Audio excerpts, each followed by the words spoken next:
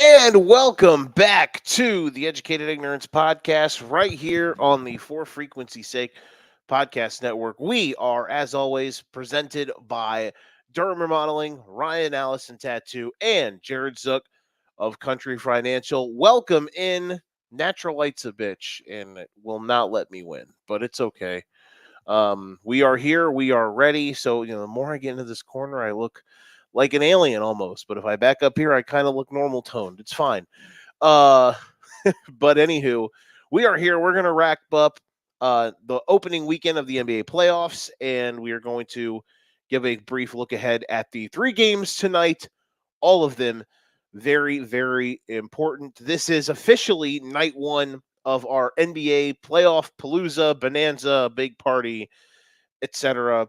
We're going to be here mostly every single night. If there's one night this week that we aren't here, it's going to be on maybe on Wednesday or Thursday, one of those two. There's a world that one of those nights this week we will not be on the air. No producer Danny today, but you can go to our Twitter at FFSQC, all of our socials up top. Go to our Twitter at FFSQC for a bunch of different uh promotions and our lock of the week last week. We went 6-1 on Beat the Book, so a lot of great things there that you can capitalize on and be a part of as well. A chance to even win some prizes if you follow the right stuff. So make sure to go to our Facebook or our Twitter page there to be a part of it. He'll also have some best bets for tonight, some locks for this evening with some playoff games on TikTok and Facebook. We started our official mock draft for this week. Picks 1 through 8 came out today. Had a couple little trades in there, so make sure to go check those out. Like, follow, all of that stuff. Pick 9 through 16 will come out tomorrow. 8 picks a day until Thursday draft night. Of course, then Thursday night is our live NFL draft show. It's me, the guys from For Frequency Sake, DJ and Doug. Who knows? We might get a run in from Chris Steele. We might get a run in from producer Danny.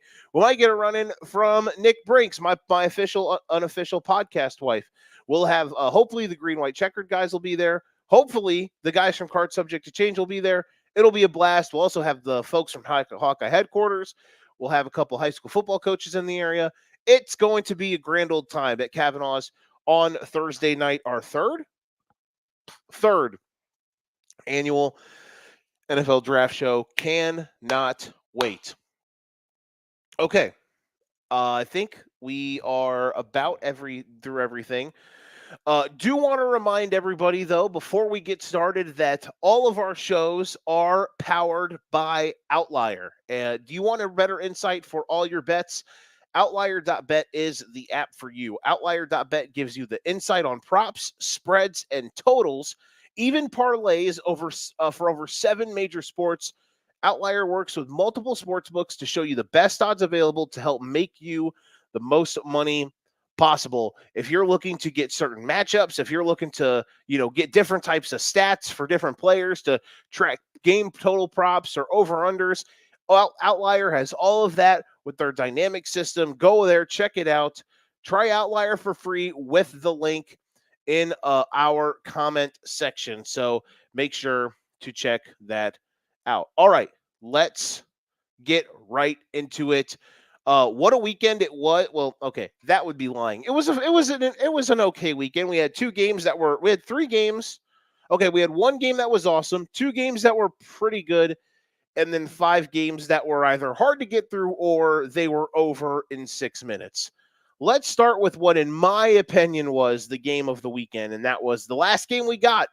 And it was late night on Sunday. It was the game between the Pelicans and the Thunder. Both of these teams, awesome defensively. Both of these teams did a very good job of, making the other team's best players have to work for every single inch on the floor, every single basket that they got. Those those inches, those spaces were earned in the hardest way possible.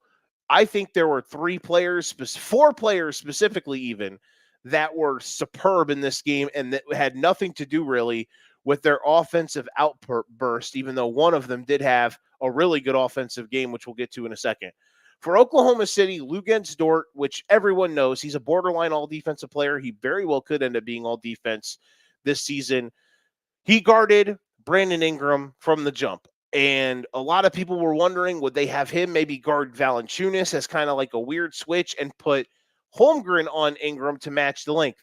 Luguentz Dort did a fantastic job, even though at a size disadvantage, did a phenomenal job of getting into Ingram, not allowing him to own space and forcing Ingram into tough shots. Now, Brandon Ingram is a tough shot maker, but he didn't make them last night. He only shot 5 for 17. And another one is off the bench who played 19 minutes. He had their top bet. He played just as many minutes as Josh Giddey, and he was in their closing lineup. Cason Wallace for Oklahoma City. Both Dort and Wallace were guarding probably the two main primary ball handlers for New Orleans in the second half in Brandon Ingram and CJ McCollum.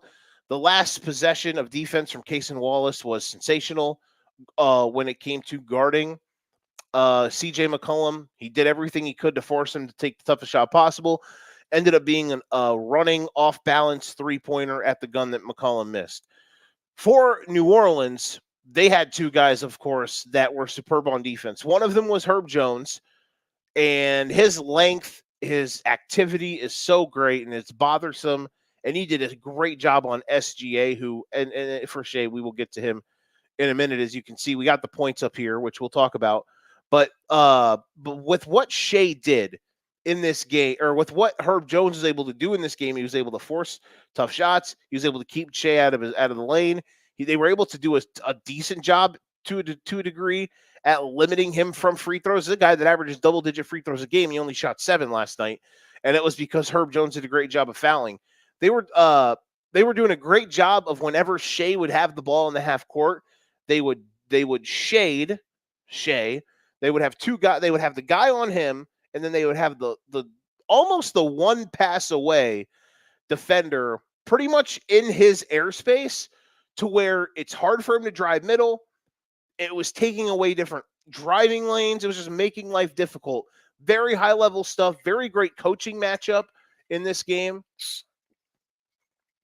I thought Willie Green was great, but I thought Mark Dagnall as well was great with how he executed his lineups in the second half. I thought in the first half there was listen, I understand with this team, you're trying to figure some stuff out, but I love that in the second half, he basically punted the Gordon Hayward minutes. He punted the Kenrich Williams minutes and pretty much finally went down to about a 7-8 man rotation and really lived with and rode that closing unit down the stretch with Chet, J-Dub, Shea, Dort, and Cason Wallace. And the last guy in this game that we'll get to just from the defensive side, Trey Murphy. And he also shot 8. He was the only guy, he was the leading scorer for the Pelicans. Hit 5 threes, scored 21 points. Trey Murphy was awesome yesterday. He has really become like a superstar in his role, and he's still developing. He is a phenomenal player. His ability to shoot, we already knew like his defense and his three-point shooting were so good, and that was his floor when he came into the league. And he just continues to evolve things, which is so impressive. I want to talk about in this game, we pulled the stats back up here. It's some of the bigger ones.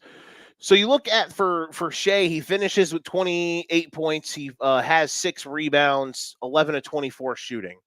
So there was a stretch there down at the end of the game where Shea was a bit out of sorts, had a couple bad turnovers, had a couple burped up shots that weren't good. But this dude is so relentless and just continues to find ways. And I was so impressed by this team. They rally in a sense. So the Thunder, and this is a tie game after the first quarter, tie game after the second quarter. And there's some stuff that's not going their way. You know, Oklahoma City or New Orleans is shooting really. They're forcing New Orleans to shoot terrible, but you know they get beat up a little bit on the glass. The final rebounding numbers are going to be. Let me try to find them here. Rebounding 52 to 44. So 8+8 in the rebounding for New Orleans. But the real thing that killed them was the second chance points. I mean, you see Valanciunas' line there, 13 points, but he also had 20 rebounds. But the thing about Oklahoma City is they're so stubborn in their lineups. Yeah, like they force you to try to pretty much to have to match them. Like you can ride Valanciunas, but and listen, I think Larry Nance over the last stretch of games has been really good for New Orleans, but you know, and he did have 8 rebounds and 8 points. But you put him in there, it's not as brute of a force as Valanciunas. So that'll be something to note throughout the series. I think that Oklahoma City did a phenomenal job to just kind of find a way here. Sometimes when you get into these types of games and you're a lower seed and you do it on the road in game 1, and it feels like games like this are almost, when it gets to a certain point, a must win. So they're up 90-88 with about 2 minutes left after Oklahoma City hasn't scored. It's a 5-minute stretch of nothing on offense, but it feels like an hour. And they just cannot get good looks. New Orleans is guarding. Like Lou Dort even had a little runner where he like squirmished through the defense. That's a word, right? And he was like, he had like a restricted air, like top of the like restricted area, little floater. He looked like me once. Instead of taking a layup off the backboard, I shot like a 2-foot floater and I stronged it off the back iron, and he missed it. No one in front of him, and he goes a little floater and he misses it from literally right in front of the rim. And it's like, oh my God, Oklahoma City's going to lose this game. They were up like 6, 7, 8 late, and then they just do not score. And once New Orleans goes ahead, it almost feels like you have to win this game because you lose that one, and now it feels like, listen, Shea had some nice moments down the stretch. Chet hit some free throws. The Chet block on the Nance little floater after they tied it, holy shit, he's so good. But like, it almost seems like when you get into these types of games and then you don't win them, it almost seems like you have to then win. It feels like you got to win 5 out of 7 games in a series. I mean, that's sometimes like it feels like the Pelicans' path to win the series is that it has to go 7, right? You're going to win 4 games to 3 to a degree. So just it feels like you now have to win a 5th game. And that's going to be tough because now listen, I do expect both teams to look better throughout this series, but I do expect Oklahoma City to be more settled in. Game 2 is going to be very fascinating on whether or not Oklahoma City, how much better is their offense. I got a stat from Danny. He sent this to me. I asked him, check for me the Oklahoma City this year, how many times they've been held under 100. He said they have been held under 100 only 4 times, and yesterday was the first time they've won this season after being held to less than 100. So very fascinating there that Oklahoma City was able to navigate that game and win it in that way. Super impressive opinion. Let's go here. Where do I want to go? I want to go. Let's go to this one right here. Knicks Sixers on Saturday, because that's a game that will be coming up.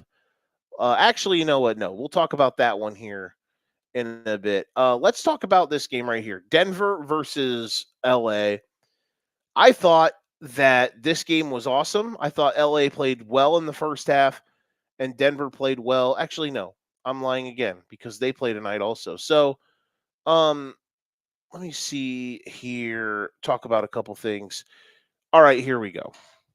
So, I obviously picked the Pacers to beat the Bucks in 6 games. Yesterday was not a good start for me. Now, couple notes. First off, Damian Lillard, welcome back to the island of relevancy. That was cool to know that you still had it.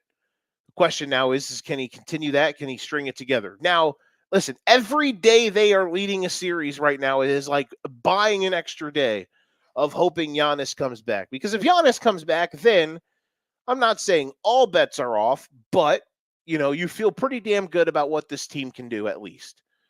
And Lillard yesterday in the first half was just sick. 35 points in the first half, hitting every shot. Like he just was being disrespectful. The Bucks yesterday had like an element of fuck you to them for the first time.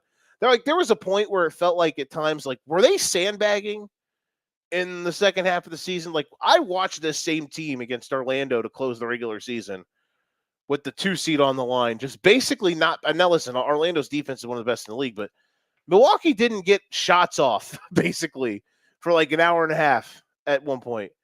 I watched them like lose to bad teams.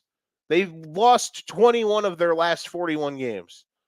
We know yesterday they had an edge to them for the first time in a while, which was very impressive. I thought Chris Middleton looked great. Like, if that's what we're going to get, I mean, okay, I have to really adjust my antennas on what this Milwaukee team can do. Here's where I am the most wrong. I understand that Halliburton has been injured, but brother, 7 shots, homie. Miles Turner shot 17 times.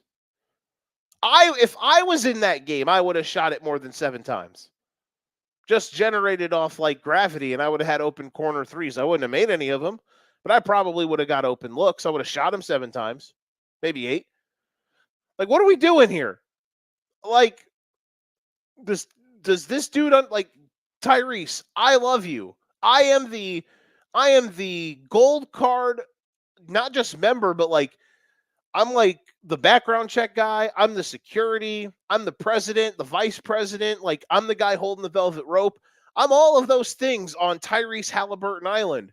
But brother, he finished with 7 shots. He had like 4 shots until the last like 3 minutes of the game. Around 20, homie. No. You're all NBA. You're borderline all NBA. Can't have that. Cannot have that. If you're that banged up where you're like can't be aggressive, then don't play. Like, I'm just gonna say that. That is my ESPN-y hot take, fire out of a bazooka, take of the night. No, I can't do that. Cannot have that. Like, what are you doing? What are we doing? Not good. Very not good. So yeah, yesterday was a day for like this weekend was a weekend for certain teams that showed like that they had not been there. It was like, oh, there's levels to this. They are one of them. Non-Paolo Banchero Orlando Magic players are some of them as well. Like, there is a gap between like, oh, like we know what we're doing. It's the playoffs to, oh shit, this feels different. Yeah, like Indiana yesterday, they were not ready. And, you just basically give a game away. Now it's game 1. I think they'll be ready and they'll be better on Tuesday. You would hope. But man, that was very, like, I was so discouraged by that game. And I do not like to be over dramatic about game 1s. But man, that was about, for someone who picked Indiana, that was about as discouraging as it could be, because their attitude was weird. Halliburton, like 4 shots through 3 quarters and 8 minutes, bro. What the fuck? Do you give a shit that you're down 35 in the second quarter? Are we on the same planet? Like, I just don't know. Like, if it wasn't for Pascal Siakam, they would have lost by 50. Am I the only one who watched that yesterday? While Damian Lillard is like using Andrew Nembhard and Halliburton and every guard on that roster like a cum rag, like Tyrese Halliburton's just sitting in the corner, just chilling. Like, yeah, whatever. I'll just pass it. I'll try to get 20 assists, I guess. Can't have that. That was we'll talk about Clippers Mavs in a second. And that was like annoying, but I think, listen, they're good enough they'll figure it out. The Clippers, I think, also are going to have a bit of a wave of a roller coaster, even though they played good. The Suns got smoked. That's not super worrisome. I thought Ant was just awesome. We'll talk about Magic Cavs here in a bit. This one, though, it was just like the Bucks yesterday treated that game like, oh, we're going to show you guys that y'all are Like, yeah, we lost 4 of 5 to you guys, but when it comes to this, y'all are little brother. Like the Brook Lopez dunk in the fourth quarter, that was so disrespectful, but it was awesome. It's like, what? Like, what are we doing? So yeah, that one, like my antennas are up on that one.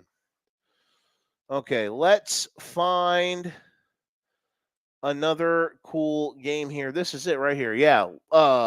Speak of disaster. The Dallas Mavericks second quarter yesterday. They lose a 109-97. James Harden did not have 228 points, as Danny posted here on the graphic. But God damn it, it sure felt like he did at times. What a night for James Harden. 22 points, 8 assists, and he had 6 threes. I do believe that, LA looked awesome yesterday.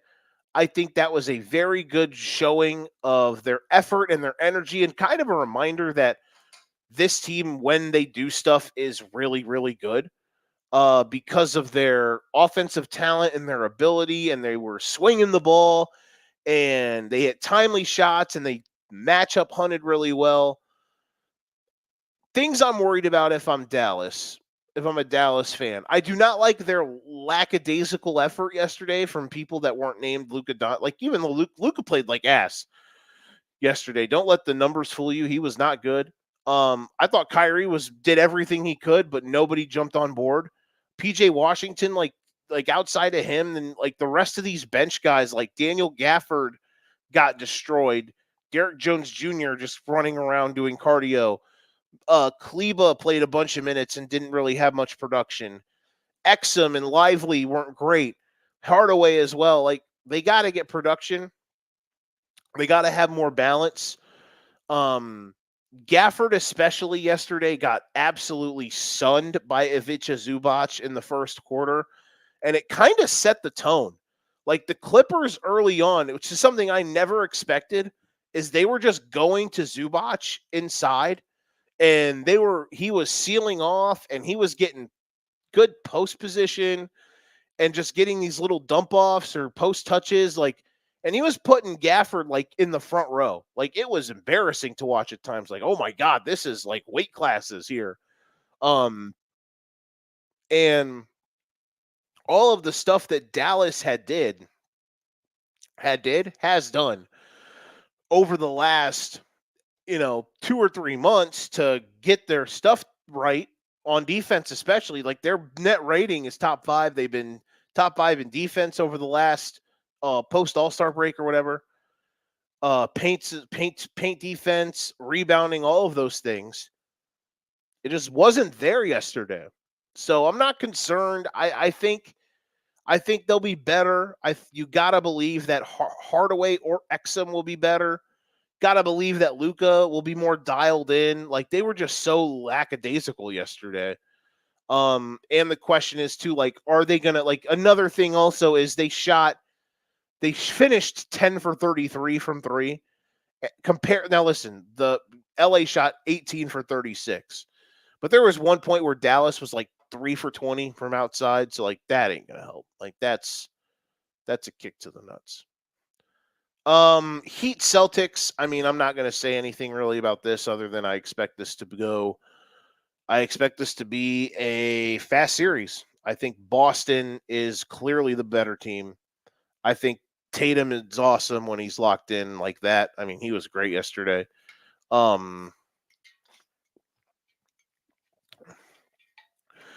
Even if Butler was playing, this would be an ass beating. Boston is just so much better. Let's see here. We talked about those. All right, this was awesome. All right. Maybe my favorite. Like, we didn't have a graphic for it, but our player of the day for this weekend, which is something we're going to do, is Anthony Edwards this weekend. He was fantastic. The Anthony Edwards moment of life in the third quarter was just the best. Watching him just absolutely levitate above every theoretical logical being that existed on the face of the plane that is the universe for about 20 minutes was spectacular. Like he's just coming down, he's driving, he's stopping, he's going up and under and floaters and hesitation drives and pull up jumpers and cutting through the defense, hitting threes, talking shit to Kevin Durant. Man, that was awesome. Anthony Edwards is he is on some short lists, by the way, folks. When you look at guys like who have his numbers and who have like his time, his amount of playoff games and his points per game, uh, and his style of play, uh, like this dude, uh, like he's one of those. He is one of those guys. Um, he's a special player, man. Special player, like averaging 28 a game in the playoffs. For his career, and his style of play, the way that he carries himself. Like I'm not saying anything game breaking here, but when I've said the last few years, like this dude's about to be one of the best players alive, like he's already there. He had an All NBA level season this year. Like if you tried and I listen, I'm not here to do a player rankings list, but if you name 8 guys better than him, I think you're probably fooling yourself. If we did a draft for who we're drafting tomorrow, like for players you want to build your team around, you could argue he goes at worst like 4th behind Jokic, behind Jokic, Wemby, and then you could go him or Luka. Like, look, man, this dude's special. And when he's like that, let me talk about the matchup stuff here now. Like, why? Yes, that was very nice to see Minnesota have that. Defensively, that was the first time really in all these games. Offensively, they were able to get off against Phoenix, which Phoenix isn't a great defensive team, but they've just been, again, it's been a weird matchup. I thought listen, Durant was cooking, but I thought Cat did about as good. And listen, you're going to rarely hear me say nice things about Karl Towns, but I thought he did about as good. He worked his ass off on Saturday, guarding, trying to stay in front, trying to make Durant work. Had some good offense. Like he has to be good on offense. He has to be. He's this team's second best player, and he has to be that on the offensive end for this to work. And I thought he did a very good job of, especially in the first half before Ant got sizzling in the third. I thought Cat did a great job of controlling himself and doing stuff on the offensive end. I thought Gobert was good as well. 16 rebounds, man. I mean, they absolutely just flambéed these guys on the glass. What, 52-28 is the final count? Jesus Christ. That's silly. I was so impressed by what they did in the rebounding game. And I thought Edwards obviously kind of brought it home in the third. I thought Nickeil Alexander-Walker was sensational off the bench, and he might have to be because Kyle Anderson can't go with that injury. That's going to be tough. But luckily, they don't play tonight. They play tomorrow. So, for Phoenix, they're going to get you would hope you're going to get better games out of Devin Booker. He was not good, but Jaden McDaniels also just kind of McDaniels or Jaden. It is Jaden. Also, kind of just doesn't allow guys to have great nights. He's one of the best wing defenders in the league, best defenders, period. He was awesome. Guarding. Listen, he can give you 9 points, 10 points a game because he's the best defender on the floor on almost every night. You take that. I mean, wing defenders in the league right now, I don't know who you take over him. But their defense showed like why it's number 1 in the league for a reason, because it has these walls and these layers to it. Like even if you get past one guy, then you're chuckers are getting cut by, yes, Cat's got a bad reputation. And I, again, am not a Karl Towns guy, but like you're getting chucked by one 7-footer and a cutter's getting chucked then by another 7-footer. And your best your main ball handler is guarded by Jaden McDaniels, who's a son of a bitch. And then off the bench, they either have Nickeil Alexander-Walker or hopefully Kyle Anderson if he gets back and healthy. Mike Conley's can be feisty sometimes. Like all of these players that they're playing off the bench. Then Naz Reid, we didn't mention Naz Reid, another 7-footer. Like they have so many, and Ant's also just a dick on the defensive end. And it all funnels into this 7-foot wall at the rim.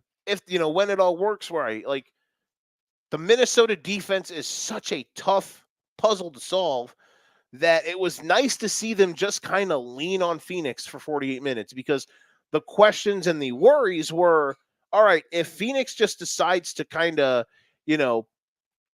pull the top off, pull the cork and just say, screw it, we're going to play 5 out.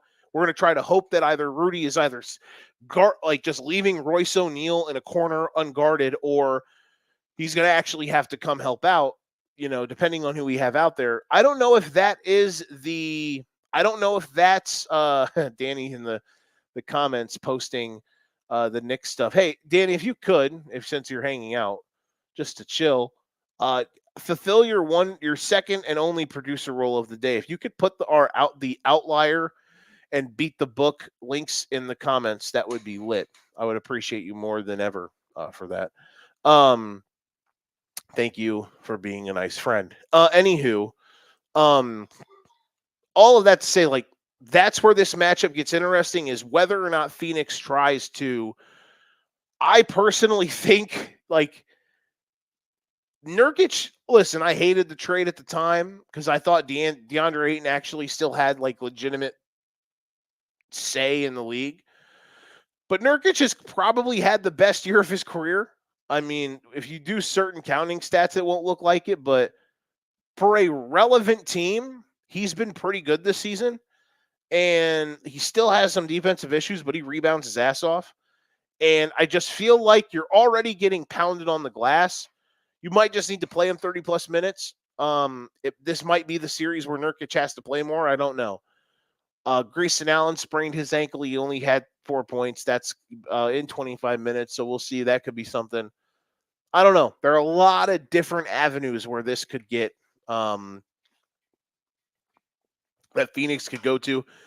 Tomorrow night, we'll talk probably more about it'll be fascinating to see where that game kind of lands in the spectrum of stuff. All right, let's take a quick break. We will come back. We will talk about the games coming up tonight, which will be tipping off in an hour. Magic, Cavs, Knicks, Sixers, Lakers, Nuggets. This is the Educated Ignorance Podcast and the For Frequency's Sake Podcast Network. Will preview tonight's games here in less than 2 minutes. Football season may be over, but For Frequency's Sake still has you covered for all your sporting needs. Tune in every Sunday when the best professional wrestling podcast around, Cards Subject to Change, gets you caught up on everything inside the ropes. They won't miss a count with weekly analysis and interviews. More into auto racing? We've got a double dose for you on the track. Tune in to Fast Money with Rod Villagomez each week and win some money with the quickest bets in all of sports. Want more insight from Pit Row? Check out the Green, White, and Checkered podcast where they give their insight on everything happening on and off the track. Need your basketball fix? Points in the Paint has you covered with live shows every other week looking at everything in the association. Backed by popular demand, we have the return of The Payoff Pitch, FFSQC's baseball show, covering you on news around the MLB. If you're missing football, don't fret. Mark and Dan still have you covered in the football lounge. Missing Joe Winkle? Probably not, but he's still here talking sports on Educated Ignorance. Football season might be over, but we've still got you covered. For frequency's sake, you know what we mean. For Frequency's Sake is brought to you by Durham Remodeling, serving the Quad City area's remodeling and repair needs since 1973. Clint's Draft House, grab a bite and a pint. 7th Street Moline. Lopez, New York-style pizza served up by the slice or pie, Davenport. Lifted Energy, energy drinks, coffee, donuts, and more. #GetLifted. Atomic Sports Cards and Collectibles. Sports cards and memorabilia, vintage clothing, hats, pennants, and more. Ryan Allison Tattoo. Step into the vibrant world of tattoos with Ryan Allison. and a cut above, offering quality custom woodwork designed specifically around our customers. All right, we are back to preview tonight's games. We will actually have. I mean, he's a man. He's here. He's not here. He's everywhere. We'll have producer Danny on, aka Gotham Gambling, aka the man who bets a lot. Danny Betts. Maybe that's what we should call him. Danny Betts. I don't know. We'll think of a fun name for him. We'll have him on here momentarily. Quickly to note, we're going to have this is every day this week. Again, maybe not Wednesday or Thursday. We'll figure that out. It depends. We'll be here every at this time, 4:15, 4:30 ish, breaking down the prior night's action, and then of course previewing the games coming up that night. Follow us on all our socials, etc. Okay, I want to touch on first Magic Cavs. I do believe that. Listen, I thought Orlando after the first quarter, which sucked in game one, played pretty well, all things considered. For what they kind of dug themselves in game one. Let me find it's going to be this one right there. Yeah. So they dug themselves a pretty substantial hole in game one. And then after that, they played pretty well. The offense though is just bad. It's not good.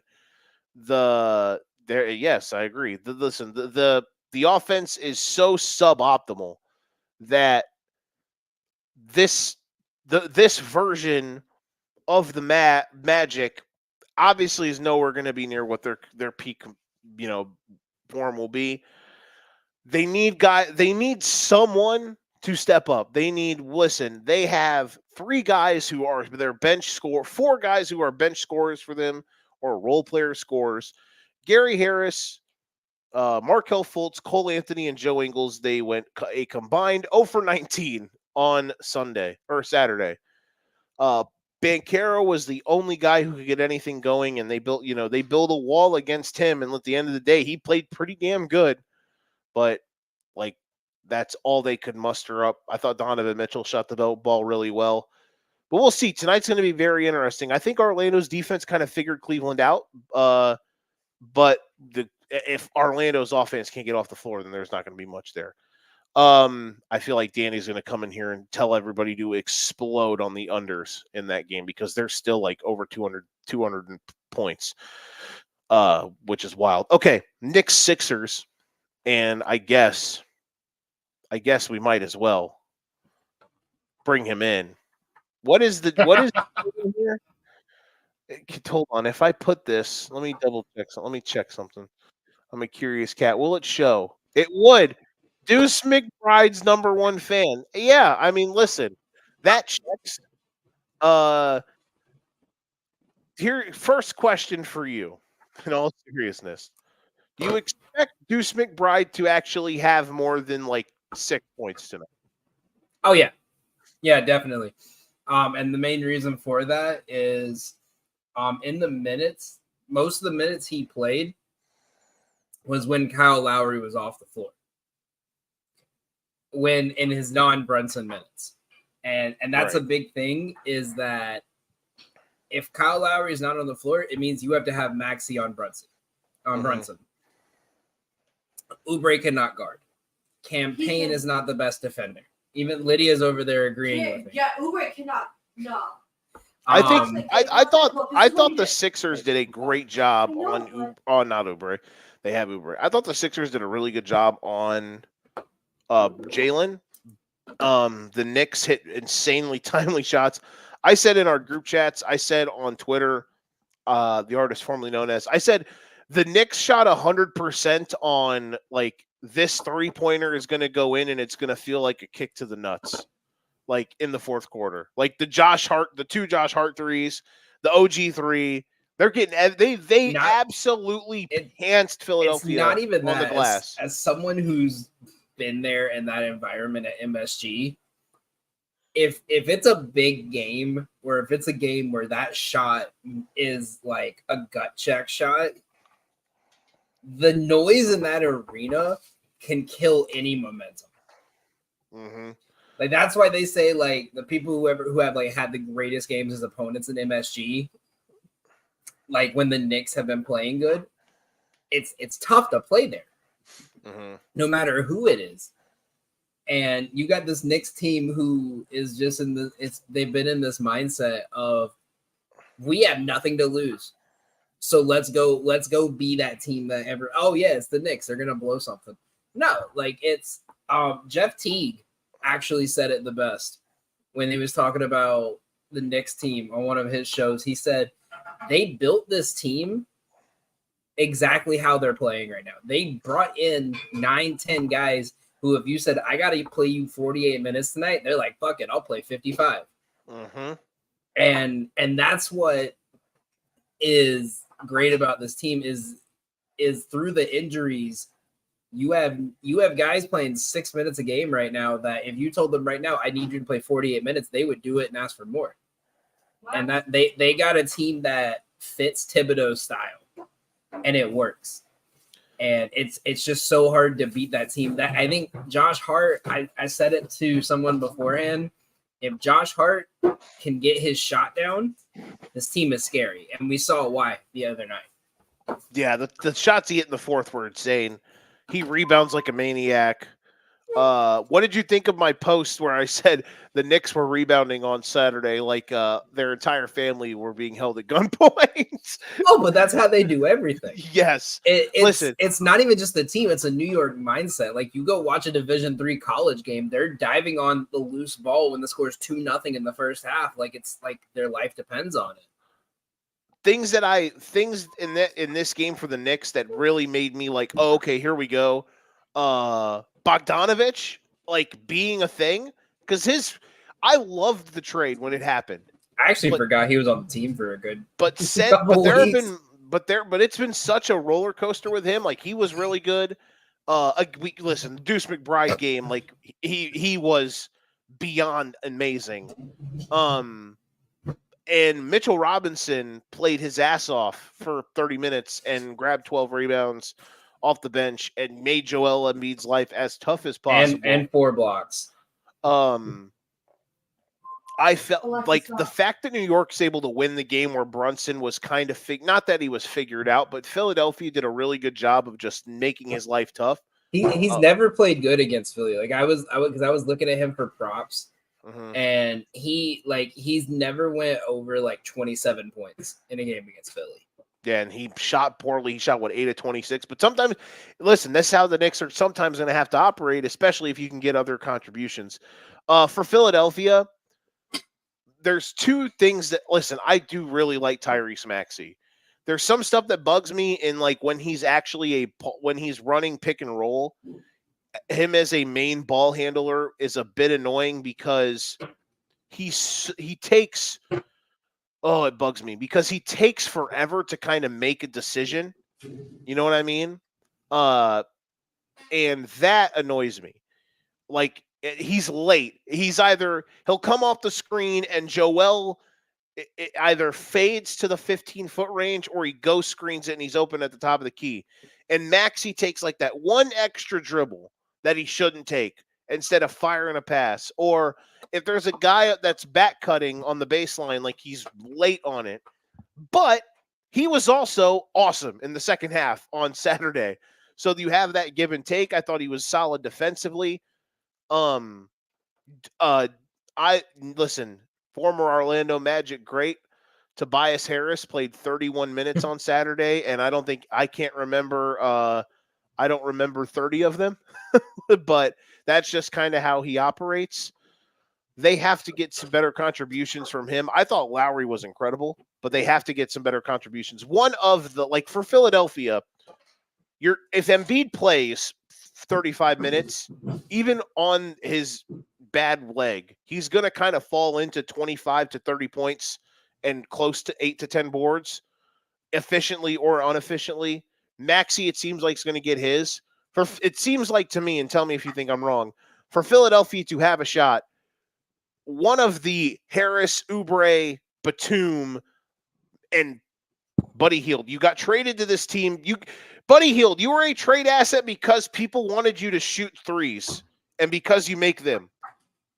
Shoot threes. He shot 1 3 on Saturday. I don't One of even those think 4 it's- have to be good in these games, and on Saturday, none of them were.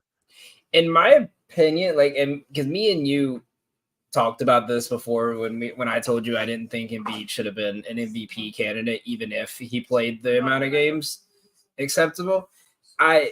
From being on the East Coast, there's like 3 teams that always play the very first game, like the 6:40 game or the 7, and it's like Orlando, Charlotte, Philly. So I end up seeing a lot of them play, and the thing with Philly is every game I watched for them this year, when Embiid was healthy, it didn't look like an actual team. It just looked like it was like, when you're playing pickup and you have that one guy who's 7 inches taller than everyone else. So you say, okay, we're going to give him the ball down low and let him just beat up. Like I feel like the team got into such a mentality of just, give Embiid the ball, he'll drop 50 and we'll just put up our 3 shots a game and be fine with it. And then they got hit with that struggle of, we have to play now. We can't just give the ball to Joel Embiid and let him go off. And then now that he's back, they're reverting back to that because they got on a hot streak at the end of the year. But now with him back, they're reverting back to that. Let him score 50 and we'll just take 3 shots and wait for them to double team. Well, he played at the end of the season. Sunday was their first loss since he came back. They won 8 of their last 10. They won, I think, before yesterday. That 8 of their last 10 in the regular season. I think their win yesterday. Their before yesterday, they won like 7 or 8 straight games, and that was all with him back in the lineup. So now I get it. DJ wanted to know, Danny, where's your hat at? It's at his mom's house. Ouch, DJ, kill him. I'm fired. It was nice knowing you. Biggest thing, yeah, I know. Biggest thing. But I mean, with that, like, I'm looking at look at their last 2 games outside of the play-in. Okay. So the Miami game was of the play-in was weird. Their last 3 games with Embiid was the Pistons, a Magic team that, if I remember right, I don't think they played a lot of their people because they played everybody. They played everybody because they could clinch that night, and Philly took it to them. And then they played the Nets I get what you're saying. The end of their schedule favored well, and they did what they had to do. I get what you're saying. What the biggest things I'm looking for tonight will be if any of these other guys for Philly, like, can Batum hit some shots? Can Buddy Hield, will he take shots? Like, for the love of God. I don't even blame Buddy Hield. I mean, the thing with this Knicks team is they're so defensively sound. Oh yeah, that it's like okay, we got Maxey on the floor, so DiVincenzo's on him. Okay, and so like they played OG Anunoby on Embiid for a couple of. They played a guy 7 inches shorter than him on him, and he shut him down for the most part when he was guarding him. It helps. With Embiid compromised, he's not going to be. He's never going to like post up anyway, really. He's going to be kind of a mid-range guy and then kind of he's going to do that fake post up spin thing to try to get you to give him contact. But especially with how his injury is, he's pretty much kind of living in the mid-range right now, which I understand. He's got great touch. But this is the team that thrives on making you do that. Exactly. So that'll be interesting. Like you look at a lot if you go back and watch highlights of their games, when you see like them get out in transition, it's the ball gets to the middle, like 4 players collapse the minute the guy starts pulling up for a shot, so he can't pass it. And then by the time the ball hits the rim, they're all going the other way. And it's impossible to stop. Yeah. I think what I'm going to look for tonight, so Philly did a good job kind of in a weird muck zone at times, where that's what they did to really kind of help take away Jalen Brunson, is they would just be in the half court. They would shade multiple guys towards him, kind of like what New Orleans did to SGA yesterday. So I'm going to be interested to see if Philly is in that. They have to do a better job because they got, again, listen, and it's what the Knicks do, but they have to do a better job of getting to bodies and boxing out because they can win this series. Like this is a very close series in my opinion. Both of the, and it's not because like the Knicks are a bad 2 seed. No, it's because both of these teams are really good. Before you got to remember, before Embiid's injury back in January or whatever, they were on like a 65 win pace when he was playing in the lineup. They are like, the biggest thing is Philly's got to rebound. They can't allow the Knicks to get second, third, fourth, fifth. Like, that was bad. I never thought I'd see Philly get out rebounded that bad, and they were just getting outworked. So that's going to be the biggest thing. But who knows? That's just what the Knicks do, and if those little things continue to stack up, that's where it could be a lopside. We'll get to some picks for that game, I'm sure, and the rest of the games tonight here in a bit. Real quick, Nuggets, Lakers, it's the one game we really haven't talked about. LeBron was great in the first quarter, and he kind of just slowly tailed off towards the end. Note this, I think LeBron on overs tonight is probably a good play because I feel like, so they have 2 days off after today. They won't play again after tonight until Thursday, going back to LA. Tonight's got to be kind of, listen, I know they'll still have the games at home. But if you remember, Danny, when I talked to my preview series prediction, et cetera, or whatever, I said LA needs to win one of the first 2 games because they need to remember what it's like to beat this damn team.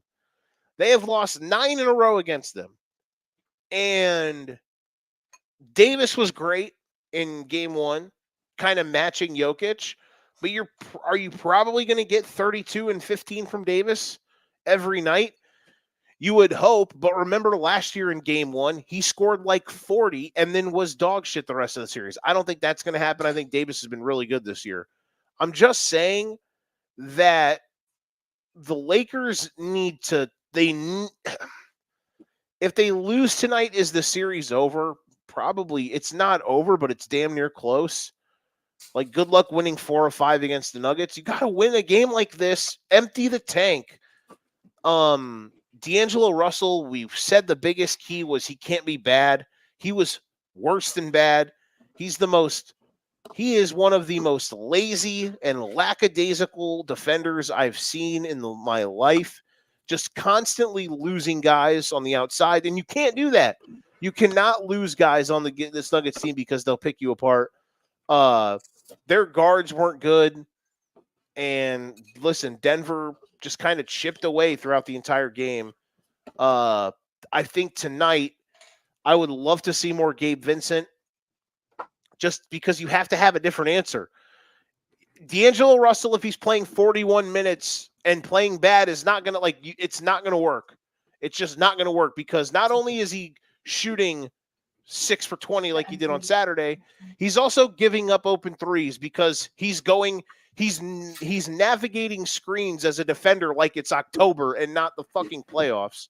Like, you have to put guys out there who are going to be more sound on the defensive end, and you'd at least expect that Gabe Vincent would be that. I can't believe that he only played him 8 minutes in game 1, Darvin Ham, that is. So, yeah, man, they got barbecued, especially in those middle quarters. But I got to believe that the Lakers are going to try to empty the tank tonight and hope and try to get one.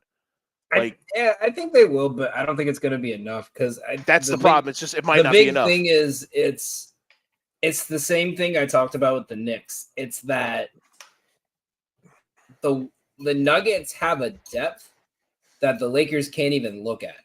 Correct. Because if you take Jokic off the floor and you let it be Jamal Murray's show, they're not as good offensively, but they could still give you a 30-point quarter. If you sat Jokic the entire quarter, they could still potentially give you a 30-point quarter. If you sit LeBron or AD, you're getting these guys who you didn't even know they were in the league at this point. And part of it's injuries, but it's I didn't like their offseason moves because it felt like they spent so much focus on getting the backups in case Anthony Davis gets hurt. They forgot to fill out the rest of their roster. Because they went so big heavy and they were like, okay, well, we have Gabe Vincent and D'Angelo Russell and Austin Reeves. We're good. And then they played Scottie Pippen Jr. like 10 games this year because they had no one else. you got if anyone goes down outside of Jokic and that starting lineup, you have players that can fill that spot and you wouldn't even notice. It would look like they've been starting all 82 games.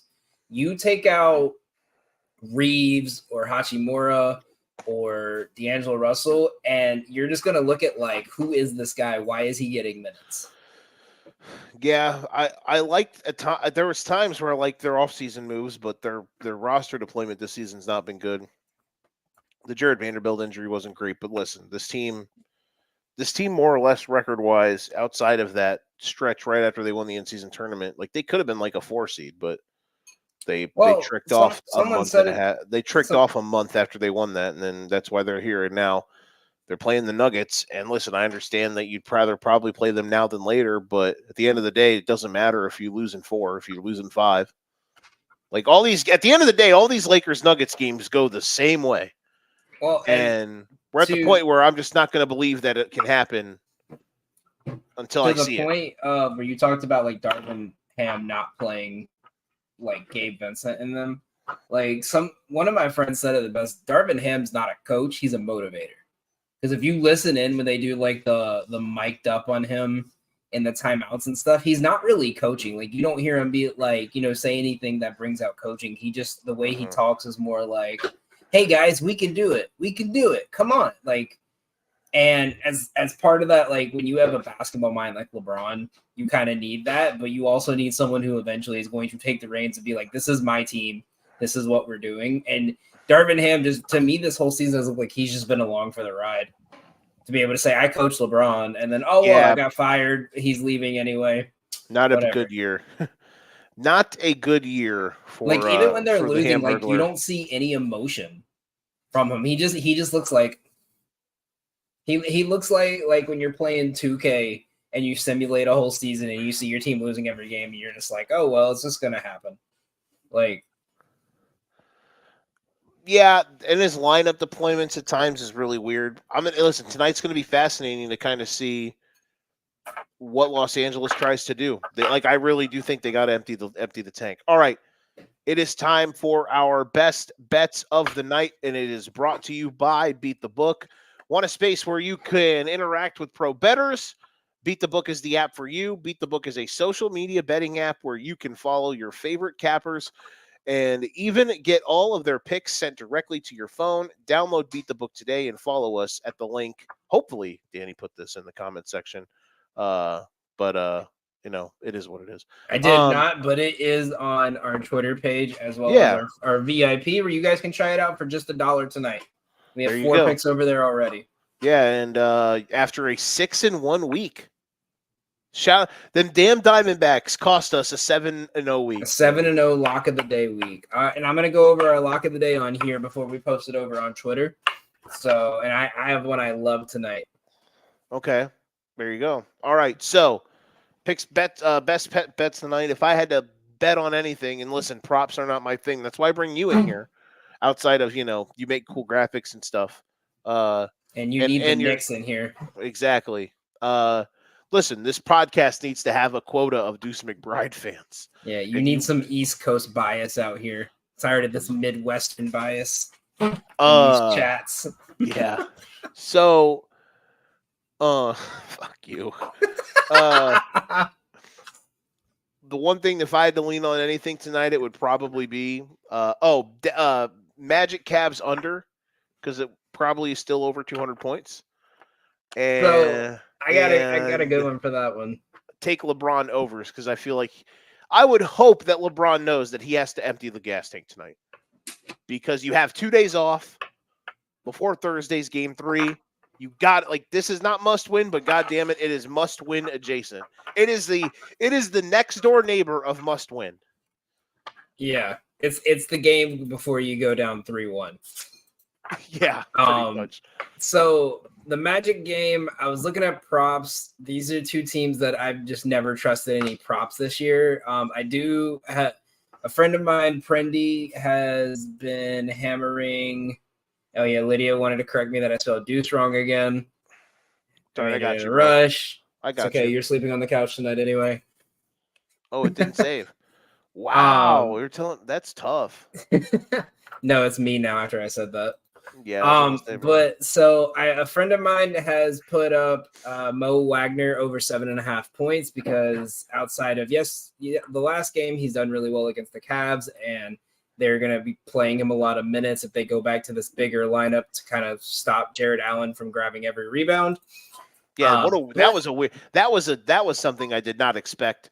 I wasn't expecting Paolo is- playing Jonathan Isaac playing. I get the defensive effort because you could switch 1 through 5, but no one grabbed rebounds because of it. So Yeah, that was the one thing. And Isaac, yeah, it sucks because he needs to play more because he can guard. But the problem is, like, in this series, like if they were playing the Knicks, no, never mind. Maybe, I don't know. if they were Certain playing the teams- Knicks with that lineup, Hartenstein and Robinson would both have 20 rebounds by halftime. like certain teams you can get away with the Jonathan Isaac at the 5 thing, but I think you probably want to go like him at the 4, bring Mo Wagner in, because the problem is Wendell Carter has basically become a black hole of offense and defense. Like he's not good if they anymore. were playing the Pacers first round, then I could see it because you could justify Jonathan Isaac on Miles Turner.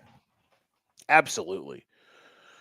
And then you could just chuck Jonathan Isaac on Halliburton and say, and you or could even Suckwood. switch him Or no, on you'd probably put him on Siakam, Siakam, when Siakam goes hot, and you could put Paolo as a stretch. But I actually like Orlando on the spread tonight. I'm not saying they're going to win, but when you look at the trends, Orlando, who is the best covered team in the league this year, at 51-32 on covering the spread.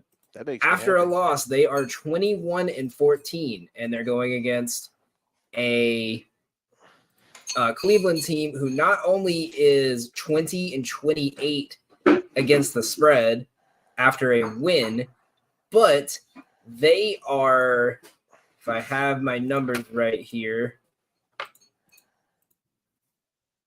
let me find it again. Sorry, I had it just a second ago. They are in the bottom 7 teams of covering the spread after a loss. 6 of those, the other 6 teams are Brooklyn, Sacramento, Toronto, Detroit, Charlotte, and Chicago. So they do not cover the spread well after a win. I even checked this because I had a situation with them earlier. When they are playing a team for the second time in 3 days, they've done that 3 times this year. They have not covered the spread on the last 3. So I like this Orlando team to kind of come out. They got punked game 1.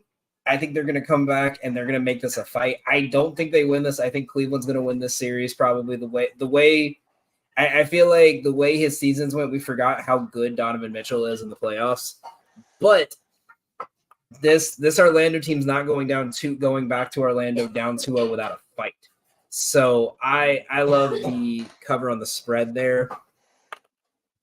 Going to the Knicks game, that's the one I'm betting the heaviest tonight, obviously. Shock. Well, it's also the one with any kind of value. So don't blame me, blame the trash ass Lakers. That is a great point. So in a parlay, I have Knicks Nuggets to win because the Nuggets can essentially kill the Lakers on one move by winning it tonight before they even go to LA. And if you were New York, you cannot risk going 1-1 going back to Philadelphia and giving Joel Embiid 3 days off to rest. You need that second win. You need it tonight. Your team is as hot and as together as they have been in the last month. This is a perfect opportunity to show that you guys aren't the same team as last year, who when you got hit with an actual threat, you got punked. They need to go up 2-0 if they really want to put pressure on this team, because the last time Philly got put in the last couple of years, when Philly's got put in a, oh shit, we might lose situation, the whole team has fallen apart. The last time this happened, remember, that's when Embiid started blaming Harden for stuff, and then Harden started playing like ass, and then the whole team just started playing like ass. So it's a butterfly effect. It's gonna start here and it's gonna keep going and going. They need a big win today. But my absolute lock of the day is, and this is going to be posted over on Twitter, so you guys are getting it early, Josh Hart to record a double-double, minus 105 on FanDuel. It's nearly plus money. It is the easiest money you'll ever get. The only way this doesn't hit is if he goes back to what he was doing all year and he's only making one shot a game. But the way he's playing last night, he's scoring at least 10 tonight. You could take his rebound line at over 11.5. I like that too. The main reason for this play, so Josh Hart gets 15.2 rebounding opportunities per game. That's silly. He's And like that's crazy. 6'3". Yeah. So given that it's the playoffs and given that anytime they have played a team this year that is within the top 5 in each division or in each league, he has played over 40 minutes in like 11 of those 13 games, right? Yeah, Any game that's played over 40 minutes this year, he gets 21.5 rebounding opportunities per game when he's played 40 or more minutes. Do you know how many games this year that he's played 40 or more minutes? Too many. Probably like 1,000. 95% of his games, 70 games. He's played that many. Do you know how many he hasn't gotten 10 rebounds in? I don't 6. know. That's wild. What's he average on the year? Like for rebounding? 8.5, like 9. Stupid. But there's so many games where like he got into foul trouble or they were blowing a team out and he didn't play a lot. Or it was games where once Hartenstein started grabbing a bunch of boards when he went through that streak, Hart was not grabbing rebounds. But yeah, Hart averages over 8 boards a game in the regular season. That's hilarious. But with Mitchell Robinson and Hartenstein's sole goal, because if you watched it, it was really sneaky. It never got mentioned. But if you watch them, their sole purpose on the floor was not to grab rebounds. It was to put a body on Embiid and force him away from the basket when a ball was in the air. That led Josh Hart to getting 13 rebounds. That led Bogdanovich, who got 5 in limited minutes. That led to Brunson and McBride both grabbing a couple more rebounds than they should have. This is a perfect opportunity for Josh Hart to clean the glass again, prove his worth, get the intensity going. And when he grabs rebounds, I can't remember the exact stat off the top of my head, but there's a fast break opportunity in like 70% of his rebounds this season. It has turned into a fast break. So if they keep the game, as much as they score a lot, Joel Embiid thrives on the ball playing slow and methodical. If they push the pace with rebounds, they are going to tire him out so much he's taking bad shots. And when he takes bad shots, it forces Maxey to take bad shots. And if Maxey takes bad shots and Embiid takes bad shots, the Knicks win by double digits. I'm intrigued to see tonight if the Sixers don't play that kind of weird-looking, off-balanced 1-3-1 look. Are we going to see Jalen Brunson try to force the issue? Not in a bad way, but like try to make Joel come out and cover a lot of ball screens. Like I don't see that. I think make him just work. Try to wear him out before you even get to halftime. That's what I'm getting at. The beauty of the Knicks 2 and 3 in DiVincenzo and Hart and the deadliness of 4 of their 5 guys from 3 is that all they have to do is just get someone open on the wing. And when they move that zone over, you have 2 guys who can cut to the basket and then dish back out. Well, I'm just saying if the Sixers don't do that tonight, the Sixers just play straight up man and try to kind of live just to try to have a better shot rebounding. Do we see Brunson trying to kind of say, all right, I'm going to really be trying to force the issue, get Embiid moving? Will I be watching Magic Cavs? I will be, and we'll see how long that will take for me to be disgusted with my That's with okay, life. because once you God, are, those games are going to be ugly. We'll accept you into the New York fan base. You can come join us. Look, man, I love the Sixers. You're already and I wearing love an the- I love orange the- kind of shirt right now. You know what? Next What? year, come out here. We'll go to Magic Knicks at the Garden. There we go. There we go. There we go. You can wear a Fournier jersey so you'll fit in. Oh my God, he's ruined both of our lives. Okay, so I think I do have one it's a little sneaky one, just on the Nuggets game. It's like plus 110. Taking Jokic triple double. there you go. Just because if you watch Jokic, he usually tries he can usually match what the best player is. So if LeBron's gonna go off, Jokic is gonna go off. And if Jokic goes off, it means either 50 points or it means a triple-double. And I think they're going to shut him down enough that they're not going to let him score 42 nights in a row. I think what he finished, he had 32 in game one. I think the best bet for the Lakers is to try to play him straight up and cover everything else. That's the best bet. I mean, there was something I saw. It's going to take me too much time to relook it back up, but it was like after he drops like over a certain amount of points each game, like the next game he's averaged like 13 assists or something. Yeah, like it's that. silly. Yeah. And like something the where perfect example last year is the finals, where in game one he had like 20 and 18 or something. And in game two, the Heat basically said, we're just going to single cover him. We're not going to help at all. The Heat won, but Jokic scored like 44. And then the rest of the series, he just was like dicing him up because he emphasized trying to move the ball more. So he does that. I just think the Lakers' best chance tonight is LeBron empty the clip. You hope you have another good Davis game. Someone, please, other than those two, play well.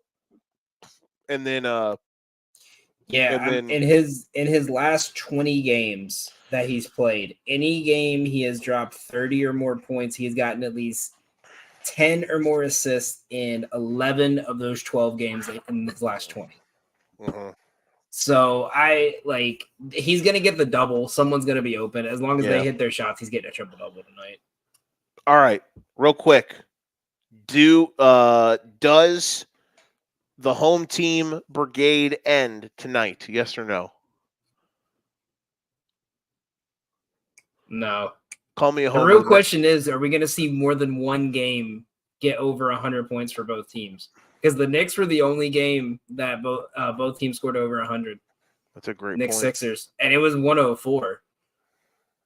Like, when do we see? I'm curious to see after game 2 how far the. No, that's wrong. Like, who else did? Lakers Nuggets was 114, that's right. 103. So, but still, 2 games out of 8, and with all these high-powered offenses. Are we back? Are we back in the? We're gonna see a finals game go like 90 to 88 or like 84, 82. 72, 70. Well, you got to realize they've been calling these games super tight lately, where it's like in a good way, where they're allowing physical play, which I like. I enjoy it. It's been fun. Call me a homer. I think the Magic will break the road tonight. But if not them, I think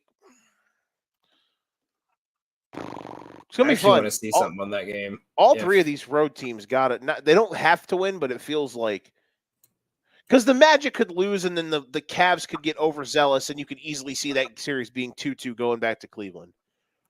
Oh, even if the Knicks won tonight, you could see a world where that series is 2-2 going back to New York. I feel like if the Lakers lose tonight, that series ain't going more than 5. Lakers gotta. I will actually say, if there's a team that has to win tonight out of these 3 road teams, it's the Lakers. I think this is, like I said, this is not must win, but it is next door neighbor of must win. What do you got, real quick? Okay, so just to prove my Magic one. So a lot of these times I like to look at the refs because it's how the ref style of calling goes. Mm-hmm. I'm gonna pull up this screen and show you this because this is just kind of crazy to prove it. Mm-hmm. So the 3 referees tonight: Capers, Bernanke, and Ben Taylor.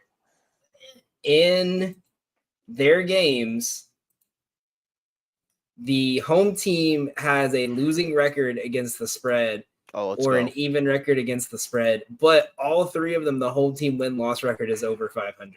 So meaning you could get like Magic to cover the spread, but Cleveland to win. at like plus 200 and get a nice little middle there. And even you could see here in the 4 games they played this year with Capers, and they've had a couple with Bernanke.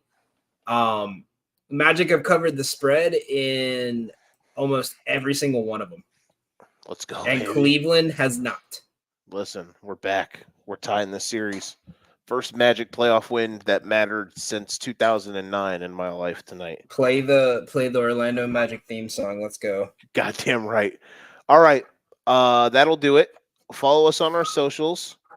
Go to our TikTok, Judge My Mock Draft. Picks 1 through 8 today. Go watch it. Go like it. Go share it. All that good stuff.